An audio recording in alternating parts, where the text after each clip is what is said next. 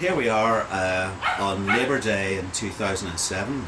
The weather's been terrific all over the holiday period, and I'm delighted to see you again, Glenn. And of course we're sitting at 320 West Main Street, Boonton, New Jersey. That is particularly significant for you. Why is that? I've lived most of my life either in this house or at this address in the other house. Okay. Minus a few years in Vermont and most of this year in Benville. Okay, and is that your full name, or what is your full name? My full name is Glenn Patterson. Okay. And when were you born, Glenn? November 8th, 1974. Okay. And that makes you, what age are you now then? I'm 32. Okay. I'll be 33 in a few months. And have you any children? I have a daughter, Ophelia Jane Sniffen, who you'll meet in another video. Okay. And when was she born? She was born December 27th, 1994. Oh. Glenn, are you married? Yes, I am. My wife would be here, but she's not. She was the former Elizabeth Gruenfelder, now Elizabeth Patterson. And where did you get married?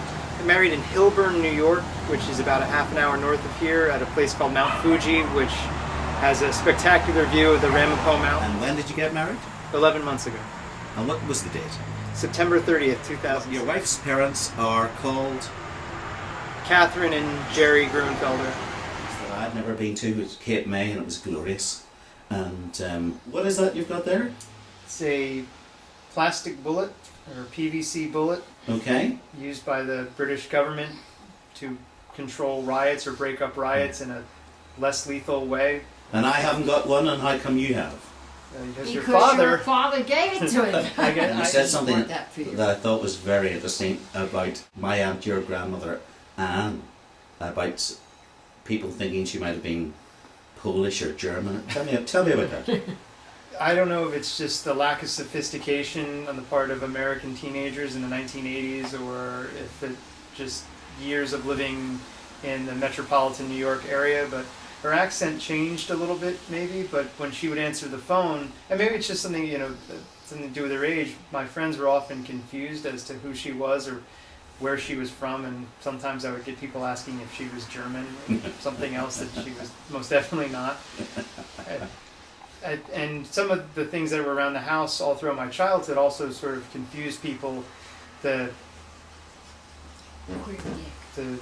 shillelagh that used to sit actually right in the corner over there, that now sits behind my desk in my home. Good. Good. That's an item that everyone was interested why there was a club fashioned out of some sort of black wood. Yeah. And just we probably had more books on Ireland and Irish history and Irish humor and ghost stories than your average mall Irish gift store has today. My band actually had a song called Queer Gag because our drummer was over once and found a copy of her book Queer Gag, and he just loved the title, and so we wrote a song where we just yelled Queer Gag as the chorus. And it's sad because of all the books that she had, and she had a habit of giving stuff away. She gave that one away or traded that one away at some point, so I don't have a copy of it. I don't even know what it's about. well, let me just laugh for a moment or two. Your grandmother used to bring me Entman's apple Danish. So there was produce going from one side of the Atlantic to the other. Did you have produce? They used to bring potato bread, soda bread. Polo mints. Mints. I can't remember where did the Cadbury Flake bars only come from England, or now did they ever? Aunt Maisie would bring them too. I seem to remember being brought a bag of seaweed or kale or something that was not particularly palatable to a young child. Dulse. Yeah. Dulse. Was That's dried seaweed. Yes. And Did you like it? I didn't like it at all. As a kid, I didn't like it. I would probably like it now, but as a child, I hated it. No.